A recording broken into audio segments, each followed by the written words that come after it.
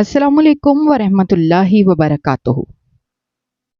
जिंदगी के हर मोड़ पर मेरी सांवली रंगत मेरी हर खूबी को पसे पश्त डाल चुकी थी।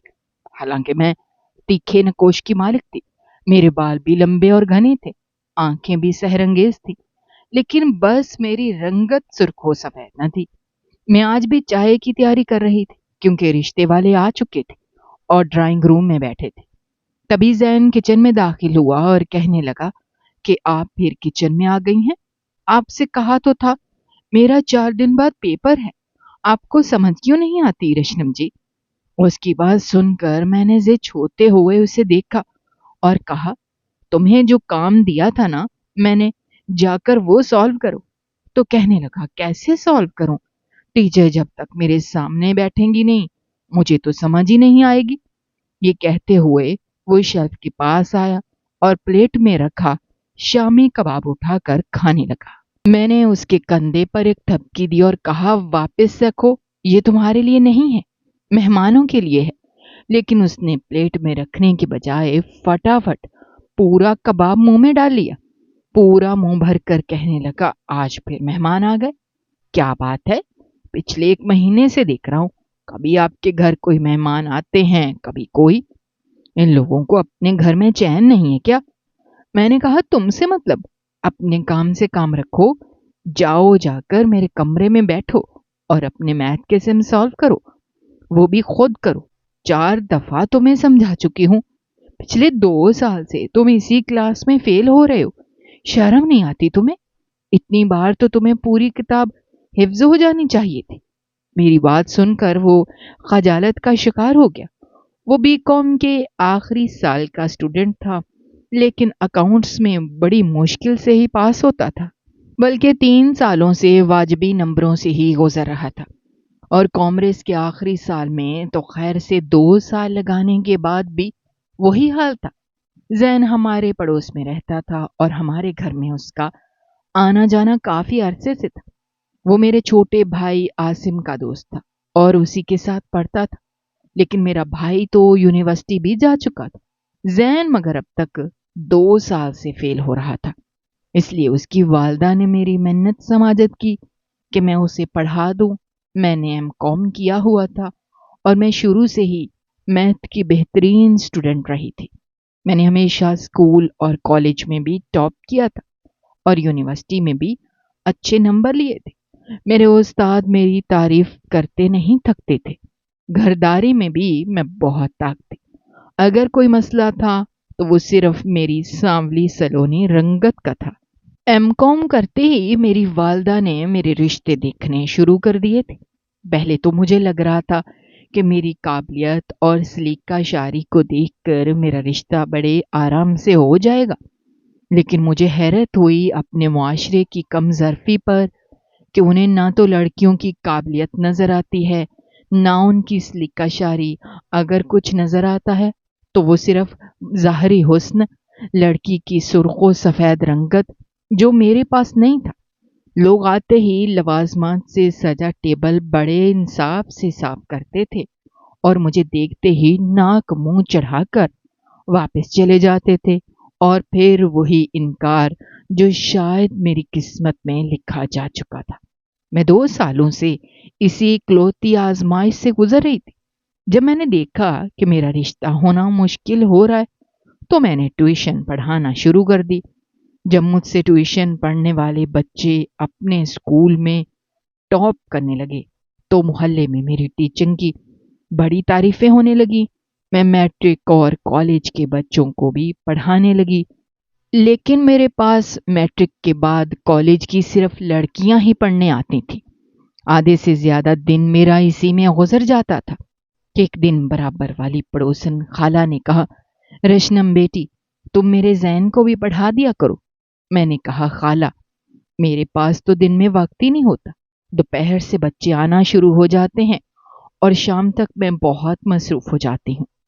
वो कहने लगी, कोई बात नहीं, ऐसा करो, उसे तुम 7 से 9 बजे तक पढ़ा दिया करो, बस उसके पेपर्स क्लियर करवा दो तुम। इस तरह मेरी भी जान सुकून में आ जाएगी। मेरा बेटा जैन इतना बड़ा हो गया है, तुम्हारे भाई आसिम की उम्र का है। लेकिन देखो तो सही कि वो कितना नालायक निकला है। माशाल्लाह तुम्हारा भाई आसिम तो अब यूनिवर्सिटी पहुंच गया है, और ये है कि 2 साल से उसी जमात में अटका हुआ है।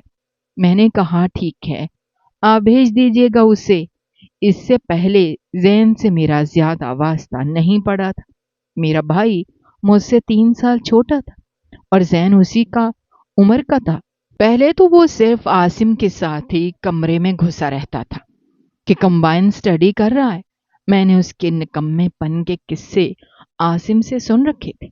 वो काफी लापरवाह मिजाज का लड़का था, बिल्कुल गैर संजीदा, हर वक्त हंसी मजाक के मूड में रहता था। मैं कई बार उसे समझा चुकी थी कि पढ़ाई को संजीदगी से लिया करो, लेकिन नहीं, वो काम थोड़ा और ऊट पटांग बातें ज्यादा किया करता था। इसलिए मुझे कभी कभी उसका कान भी खींचना पड़ जाता था। मैं जब कान खींचती तो वो आहें भरने लगता, कहने लगता था, बड़ी जालिम है आप रशनम जी। मैंने कहा, तुम जितना फजूल वक्त बोलने में जाया करते हो, अगर उतना ही वक्त पढ़ाई पर लगाओ तो टॉप कर जाओ।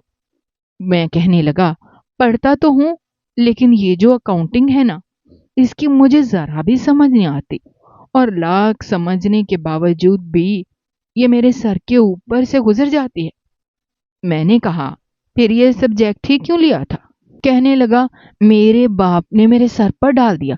जब से आने लगा था मेरी जान बहुत खाता था। उन्हीं दिनों मेरी वालदा ने एक रिश्ते वाली से मेरे रिश्ते की बात करनी शुरू कर दी थी। इसीलिए अब आए रोज कोई ना कोई मुझे देखने आ जाता। मुझे किचन में चाय का इंतजाम करने के लिए जाना पड़ता था, और वो उस वक्त घर पर ही होता था।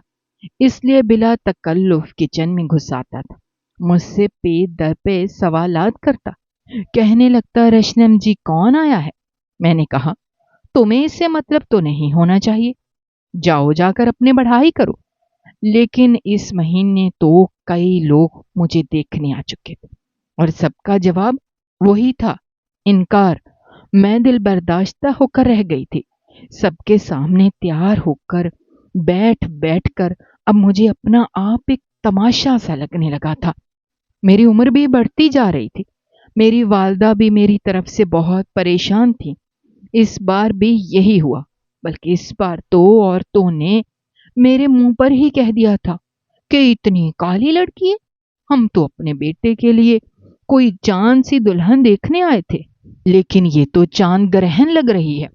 लोगों की बातें सुन सुन कर मैं थक चुकी थी, इसलिए उठकर किचन में चली गई और अपने बहते आंसू साफ करने लगी। तभी अचानक से जैन किचन में आया। मुझे यूं रोता देखकर मेरे पास आ गया। एकदम से उसे अपने सामने देखकर मैं बौखला के रह गई। जल्दी से मैंने अपने आंसू साफ किए। वो मुझे गौर से देखने लगा, कहने लगा, रशनम जी आपको क्या हुआ है, रो क्यों रही हैं? मुझे उस वक्त उसके इस सवाल पर बेतहाशा गुस्सा आने लगा। शायद असल गुस्सा कुछ और था, वो था अपनी अहानत का। वो मुझसे बर्दाश्त नहीं हो रही थी जो वो रिश्ते वाले मेरी करके गए थे, या मैं बर्दाश्त कर करके अब थक चुकी थी। मैंने कहा, तुम भी मेरा तमाशा देखने आए हो? आओ देख लो मेरा तमाशा। बार बार किचन में तुम यही देखने आते हो ना कि मेरे लिए आने वाले रिश्ते मुझे किस तरह ठुकरा कर जाते हैं, किस तरह मेरी तजलील करते हैं। यही देखने आए थे ना तुम? मेरी बात सुनकर वो नफी में सर हिलाने लगा, कहने लगा, नहीं नहीं, मैं ऐसा कुछ भी नहीं देखने आता। आपको क्यों ऐसा लगता है? मैंने कहा, ज्यादा बेवकूफ मत बनाओ मुझे। मैं जानती हूं तुम इतने बच्चे नहीं हो कि ये ना समझ सकोगे कि आने वाले मेहमान किस मकसद के तहत आ रहे हैं। सब जानते हो तुम, बस मेरा तमाशा देखने आते हो। बार बार मुझसे ये सवाल इसीलिए करते हो। मेरी बात सुनकर वो गुमसुम सा हो गया। मैंने कहा, उठाओ अपनी किताबें और निकलो मेरे घर से, मुझे नहीं पढ़ाना तुम्हें। उस वक्त वो फौरन किचन से चला गया, मेरे कमरे से अपनी किताबें उठाईं और अपने घर भी चला गया। पूरा दिन मैं रो रो कर गुजारा। मैंने अपने वालदा से कह दिया कि मेरे लिए रिश्ते देखना छोड़ दें, मैं थक गई हूं। लोगों के सामने तमाशा बनते बनते। ये बात मैंने उन्हें भी रोते हुए कही थी। मैंने कहा, आसिम की नौकरी लग जाए तो उसकी शादी कर दीजिएगा, लेकिन दोबारा मेरी शादी का नाम भी मत लीजिएगा। मेरी वालदा उस वक्त तो चुप हो गई, क्योंकि हमारे घर का बजट भी काफी आउट हो चुका था। मेहमानों के सामने टेबल सजाते सजाते कई बार तो मैंने ट्यूशन के पैसे तक लगा दिए थे। लेकिन अगले रोज जैन मेरे कमरे में दस्तक देकर अंदर आ गया। मैंने कहा, क्यों आए हो? कहने लगा, पढ़ने आया हूं। और क्यों आऊंगा? वैसे भी चंद दिन बाद मेरा पेपर है, उसी की सप्ली देनी है, और मुझे इस बार बहुत अच्छा पेपर देना है। रात के 2 बजे तक पढ़ूंगा आपके पास। मैंने कहा, मैं तुम्हारे साथ अपना दिमाग नहीं खपा सकती। कहने लगा, फीस डबल दे दूंगा। क्यों मिर्चें चबा के रखती हैं हर वक्त? कभी कभी बंदा प्यार से भी बात कर लेता है। कल भी आपने ख्वाब मख्वाब मुझे बहुत बातें सुनाई हैं। मैंने उसकी बातों को नजरअंदाज कर दिया। मैंने कहा, बैठो इधर। वो सामने टेबल पर बैठ गया। रात के 12 बजे तक मैंने उसको प्रैक्टिस करवाई। रात के 12 बजे वो जमाइयाँ ले रहा था। कहने लगा, रशनम जी, एक कप चाय पिला दें? बड़ी जालिम है आप। 7 बजे से बैठा पढ़ रहा हूं। मजाल है आपने रोटी का भी पूछा हो। मैंने कहा, उठो और अपने घर जाकर खाओ पियो। 2 दिन रह गए हैं। इन 2 दिनों में मुकम्मल तैयारी करो, ताकि तुम्हारे नंबर अच्छे आ सके। कहने लगा, इस बार तो बहुत शानदार आएंगे, क्योंकि इस बार मैं खुद चाहता हूं कि मैं पास हो जाऊं। मैंने कहा, इस बात का क्या मतलब है? पिछले 2 साल से तुम नहीं चाहते थे? तो हंसने लगा और नफी में सर हिलाकर कमरे से बाहर चला गया। मैं तो उसकी इन हरकतों से तंग थी। अब की बार ऐसा ही हुआ। उसने खूब मेहनत की, पेपर दिया। 1 महीने बाद वो मिठाई का डिब्बा लेकर मेरे घर आया। कहने लगा, बड़े अच्छे नंबर आए हैं मेरे। उसके नंबर वाकई जबरदस्त आए थे। ग्रेड भी अच्छा बन गया था। मिठाई का डिब्बा खोलकर उसने पूरा रसगुल्ला मेरे मुंह में डाल दिया था। कहने लगा, मेरी कामयाबी आपकी वजह से हुई है। मैंने कहा, चलो शुक्र है, मेरी जान तो छुटी तुमसे। मेरी बात सुनकर हंसने लगा। कहने लगा, जान तो नहीं छोड़ूंगा आपकी। मैंने कहा, क्यों? पास हो गए ना तुम। खबरदार जो मेरे घर नजर आया तो। कहने लगा, यूं कहेंगी तो दोबारा से फेल हो जाऊंगा। मैंने कहा, क्या मतलब है इस बात का? कहने लगा, मुझे आपसे बातों की आदत हो गई, आप बहुत अच्छी हैं। उसकी बात सुनकर मैं तंज़े अंदाज में मुस्कुराई थी। मैंने कहा, यही तो मसला है मेरा, कि मैं किसी को अच्छी नहीं लगती। अगर किसी को अच्छी लगती होती तो अभी तक शादीशुदा होकर मैं अपने घर वाली होती। वो अपने माँ बाप की दहलीज पर थोड़ी बैठी होती। तुझे तो मैं बस इसलिए अच्छी लग रही हूं कि तुम मेरी वजह से पास हो गए हो। मेरी बात के जवाब में वो कहने लगा, ऐसा क्यों सोचती हैं आप? आप देखने में अच्छी खासी हैं, स्मार्ट हैं। कितने लंबे बाल हैं आपके, चुटिया कमर तक आती है। गाना भी बहुत मजे का बनाती हैं आप। मैंने कहा, ये बातें किसी को नजर नहीं आती, बस सांवला रंग नजर आता है। वो कहने लगा, अंधे हैं वो लोग जिनके पास वो आंखें ही नहीं हैं, जो आपके हुस्न को देखकर पहचान सके। मुझसे पूछें, कितनी हसीन हैं आप। उसकी बात सुनकर मैं हैरान रह गई थी।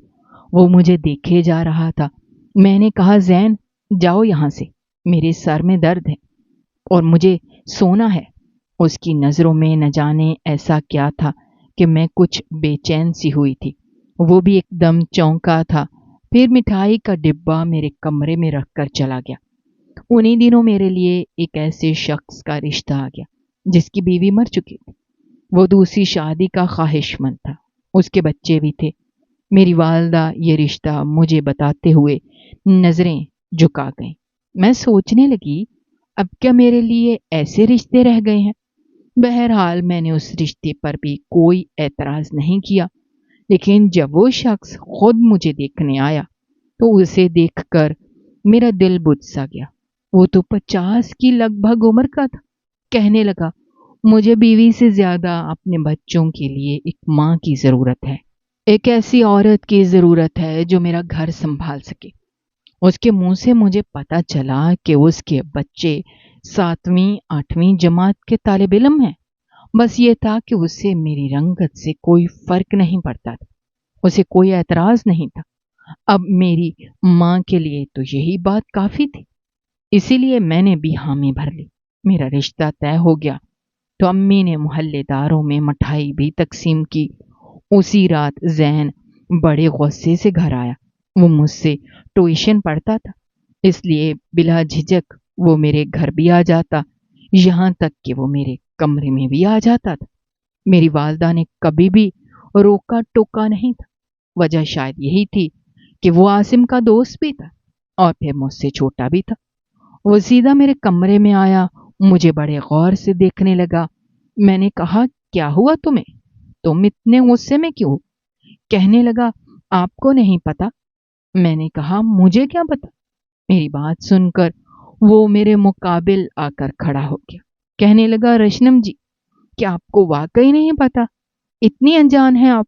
میں نے کہا، زین، پہیلیاں کیوں بجوا رہے ہو؟ صاف بات کرو۔ میری بات سن کر کہنے لگا، صاف بات یہ ہے کہ جو رشتہ آیا ہے آپ کے لیے، یہ آپ کے قابل نہیں ہے، اسے پہلی فرصت میں انکار کر دیں۔ میں نے کہا، پاگل تو نہیں ہو گئے تم؟ میں بھلا کیوں انکار کروں؟ یہ میرے لیے آنے والا واحد ایسا رشتہ ہے جسے میرے سانولے رنگ سے کوئی فرق نہیں پڑتا۔ وہ کہنے لگا، رشنم پلیز، مجھے آپ سے یہ بحث نہیں کرنی۔ اب آپ اس رشتے سے انکار کر رہی ہیں یا پھر میں؟ یہ کہہ کر وہ اپنے ہونٹ غصے سے بھینچ کے رہ گیا تھا۔ میں نے کہا، میں کیوں انکار کروں؟ کیا تم پاگل ہو گئے ہو؟ میرے گھر والے اس رشتے سے خوش ہیں۔ وہ کہنے لگا، لیکن میں خوش نہیں ہوں، مجھے وہ شخص آپ کے قابل نہیں لگتا۔ میں نے کہا، تو پھر کیا تم میرے قابل ہو؟ تم بتاؤ کون ہے میرے قابل؟ وہ کہنے لگا، میں آپ سے شادی کرنا چاہتا ہوں۔ اس کی بات سن کر بے اختیار میں نے اس کے منہ پر تھپڑ دے مارا۔ میں نے کہا، شرم نہیں آتی تمہیں ایسی بات کرتے ہوئے؟ میں مذاق کے موڈ میں بالکل بھی نہیں ہوں، نکلو میرے کمرے سے باہر، جو منہ میں آتا ہے بک دیتے ہو۔ تھپڑ کھانے کے بعد بھی وہیں کھڑا تھا۔ میں نے کہا، زین، جاؤ یہاں سے، مجھے اس وقت بہت غصہ آ رہا ہے تم پر۔ مجھے بعد میں احساس ہوا کہ مجھے اسے تھپڑ نہیں مارنا چاہیے تھا۔ وہ کہنے لگا، میں مذاق نہیں کر رہا رشنم، مجھے آپ اچھی لگتی ہیں، میں آپ سے شادی کرنا چاہتا ہوں، اور شادی کی بات مذاق میں نہیں ہوتی۔ میں بہت سنجیدگی سے آپ سے کہہ رہا ہوں کہ اس رشتے سے انکار کر دیں۔ میں کل اماں کو آپ کے گھر رشتے کے لیے بھیج دوں گا۔ میں نے کہا، تمہارا دماغ ٹھیک ہے؟ تم جانتے ہو تم کیا کہہ رہے ہو؟ تم مجھ سے چھوٹے ہو، میں بھلا کیوں تم سے شادی کرنے لگی؟ کہنے لگا، اس بڈھے سے کر سکتی ہیں جو آپ سے 20 سال بڑا ہے، مجھ سے نہیں کر سکتی، میں تو بس صرف 3 سال چھوٹا ہوں، اور جب مجھے فرق نہیں پڑتا تو آپ کو کیوں پڑ رہا ہے؟ میں نے کہا، مجھے پڑتا ہے، مجھے بہت فرق پڑتا ہے، میں تمہارے ساتھ زندگی نہیں گزار سکتی، میں تمہارے ساتھ ایسا کوئی بھی رشتہ نہیں نبھا سکتی، اب جاؤ یہاں سے۔ لیکن وہ باز نہیں آیا، اس وقت تو چلا گیا، لیکن نہ جانے کیسے اس نے اپنی والدہ کو منایا اور وہ دوسرے ہی دن اس کا رشتہ لے کر ہمارے گھر آ گئی۔ لیکن ان کے چہرے کے تاثرات بتا رہے تھے کہ وہ خود نہیں آئیں بلکہ زبردستی بھیجی گئی ہیں۔ میری والدہ تو یہ سن کر ہی حیران تھی۔ میں نے اس کی والدہ سے صاف انکار کر دیا۔ میں نے کہا، میرا رشتہ طے ہو چکا ہے، آپ کے گھر مٹھائی بھی جا چکی ہے، پھر دوبارہ سے رشتہ مانگنے کا کیا جواز ہے؟ ویسے بھی وہ مجھ سے چھوٹا ہے۔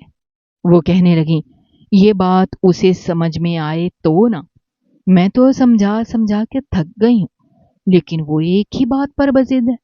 مگر میرے صاف انکار پر وہ واپس چلی گئی تھی۔ میں نہیں جانتی تھی کہ وہ اتنا بڑا قدم بھی اٹھا سکتا ہے۔ رات کے 3 بجے اس کی والدہ کا میرے نمبر پر فون آیا، روئے جا رہی تھی۔ کہنے لگیں، زین نے اپنی نس کاٹ لی ہے، اس سے تمہارا انکار برداشت نہیں ہوا۔ یہ سن کر میں حواس باختہ ہوئی اپنے بھائی عاصم کے ساتھ میں اس ہاسپٹل میں پہنچی جہاں وہ ایڈمٹ تھا۔ اس کے والدین ICU کے باہر بیٹھے ہوئے تھے۔ اس کی والدہ روئے جا رہی تھیں، مجھے دیکھ کر کھڑی ہو گئی، کہنے لگیں اللہ نے میرے بیٹے کو دوبارہ زندگی دی ہے، خدا کے لیے رشنم اس سے شادی کر لو۔ میں یہ سن کر چپ تھی۔ اس وقت ڈاکٹر باہر آئے، کہنے لگی مریض کو ہوش آ گیا ہے۔ زین کی والدہ کہنے لگیں تم جاؤ، اسے کہہ دو کہ تم راضی ہو، وہ دوبارہ یہ سب نہ کرے۔ میں سمجھ نہیں پا رہی تھی کہ آخر مجھے کیا کرنا چاہیے۔ میں کمرے میں چلی گئی، اس کے بازو پر پٹی بندھی ہوئی تھی، آنکھیں بند کیے لیٹا ہوا تھا۔ میں اس کے برابر رکھی کرسی پر بیٹھ گئی۔ میں نے دھیمے لہجے میں اسے پکارا۔ میں نے کہا زین۔ فوراً سے اس نے آنکھیں کھولی، مجھے دیکھ کر مسکرانے لگا، کہنے لگا مجھے پتا تھا آپ ضرور آئیں گی، میری محبت آپ کو مجبور کر دے گی۔ میں نے کہا یہ کیا حماقت ہے جو تم نے کی ہے؟ وہ کہنے لگا وجہ آپ ہیں، اگر آپ پہلے مان جاتی تو میں یہ سب نہ کرتا۔ میں نے کہا یہ زبردستی کا رشتہ ہوگا۔ کہنے لگا مجھے فرق نہیں پڑتا، بس آپ ایک بار مجھے زندگی میں آنے دیں، دل میں خود آ جاؤں گا۔ اسے شاید یہ سب آسان لگ رہا تھا۔ عمر کے جس حصے میں وہ تھا وہ صرف وقتی جذبات تھے، بعد میں اسے اپنے فیصلے پر پچھتاوا ہونا تھا۔ میں گھر واپس آ گئی اور میرا رشتہ زین سے طے ہو چکا تھا۔ جلد از جلد شادی بھی ہو رہی تھی، لیکن میں خوش نہیں تھی کیونکہ وہ ایک غیر سنجیدہ قسم کا لڑکا تھا، وقتی جذبات کی رو میں بہہ رہا تھا۔ میں نہیں جانتی تھی کہ وہ میرے لیے ایسے جذبات رکھتا ہے۔ شادی بھی ہو گئی، میں رخصت ہو کر اس کے کمرے میں بیٹھی تھی جس سے کبھی میرا استاد اور شاگرد کا رشتہ تھا۔ اسے ذرا بھی شرم نہیں آئی یہ سب کرتے ہوئے۔ جب وہ کمرے میں داخل ہوا تو ویسا ہی تھا، مسکرا کر اس نے کمرے کا دروازہ بند کیا تھا، کنڈی لگائی تو میرا دل مٹھی میں آیا۔ بڑی بے تکلفی سے وہ میرے سامنے آ کر بیٹھ گیا، مجھے دیکھنے لگا۔ مجھے یوں بے تابی سے اس کا دیکھنا برا لگ رہا تھا۔ میں نے کبھی اسے نظر سے دیکھا ہی نہیں تھا، میں سوچ بھی نہیں سکتی تھی۔ اس نے میرا ہاتھ پکڑا تو میں نے فوراً سے چھڑوا لیا۔ میری اس بے ساختہ حرکت پر وہ ہنسنے لگا، کہنے لگا رشنم اپنا ہاتھ مجھے دیں۔ اس نے اپنا ہاتھ میری جانب بڑھایا، لیکن میرا دل زور زور سے دھڑک رہا تھا۔ محبت نہیں تھی مجھے اس سے، نہ ہی شادی کو لے کر ایسے کوئی اچھوتے جذبات، بس میں اس کے بارے میں ایسے سوچ ہی نہیں پا رہی تھی۔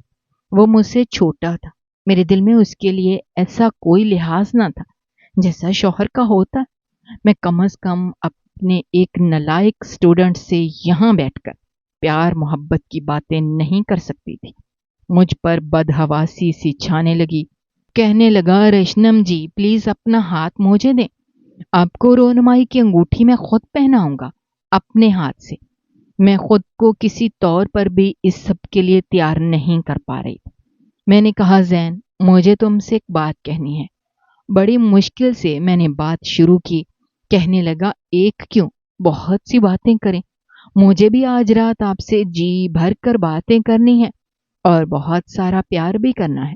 یہ کہتے ہوئے اس نے میرے گال کی چٹکی کاٹی، لیکن میں پوری کی پوری کام کے رہ گئی تھی۔ کہنے لگا کیا کہنا ہے آپ کو؟ میں نے کہا زین میں اس رشتے کے لیے ابھی ذہنی طور پر تیار نہیں ہوں، اس لیے مجھے وقت چاہیے۔ میری بات پر وہ کہنے لگا اوہ نو رشنم، بالکل بھی نہیں، آج کی رات کا میں نے بہت بے تابی سے انتظار کیا ہے، پلیز آپ مجھے بھی تو سمجھنے کی کوشش کریں۔ اس سے پہلے کہ وہ بے خودی میں آگے بڑھتا اور میں خود سے نظریں بھی نہ ملا پاتی، میں نے اسے خود سے پیچھے کیا۔ زین میں ایسا کچھ نہیں کر سکتی، پلیز اکیلی چھوڑ دیں مجھے۔ یہ کہہ کر میں بیڈ سے اٹھ کر الماری کے پاس گئی اور ایک عام سا لباس لے کر واش روم میں چلی گئی، اپنا منہ ہاتھ دھویا، کپڑے تبدیل کیے اور بالکل آن سے ہولیے میں کمرے میں آئی۔ زین مجھے غصے سے دیکھ رہا تھا۔ میں نے اپنی جیولری ڈریسنگ کے دراز میں رکھی اور پھر تکیا اٹھا کر سامنے صوفے پر جانے لگی۔ کہنے لگا آپ بیڈ پر سو جائیں۔ میں نے کہا پھر تم کہاں سو گے؟ کہنے لگا میں آپ کو آج تنگ نہیں کروں گا، بے فکر رہیے۔ اس نے اپنا تکیا درست کیا اور لیٹ گیا۔ میں بیڈ کی دوسری جانب لیٹ گئی. کچھ ہی دیر میں سو بھی گئی. شادی کے چند دن ایسے ہی گزر گئے. زین دوبارہ میرے قریب نہیں آیا. چند دن بعد میں نے اسے کہا تم کہیں جاب نہیں کرو گے؟ کہنے لگا نہیں، ابا کے ساتھ ان کی دکان سنبھالوں گا. میں نے تمسخرانہ مسکراہٹ کے ساتھ کہا یعنی کہ ساری زندگی تم اپنے باپ کے رحم و کرم پر رہو گے؟ میری بات سن کر وہ پہلے تو کچھ دیر مجھے غور سے دیکھتا رہا، پھر کہنے لگا بابا کا سب کچھ میرا ہی تو ہے. مجھے پہلے بھی بابا کے کام کو سیکھنا تھا، ان کے سٹور کو ہی چلانا تھا. میں نے کہا پھر پڑھنے کیوں آتے تھے؟ کہنے لگا آپ اچھی لگنے لگی تھی، اس لیے اکاؤنٹنگ میں جان بوجھ کر فیل ہوا تھا تاکہ آپ سے ٹیوشن پڑھ سکوں.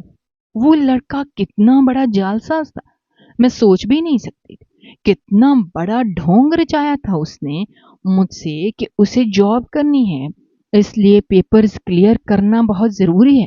مجھے اس کی بات پر بہت غصہ تو آیا تھا، لیکن ضبط کر گئی. یہ سب وقتی ابال تھا، کچھ ماہ بعد ہی اتر جاتا.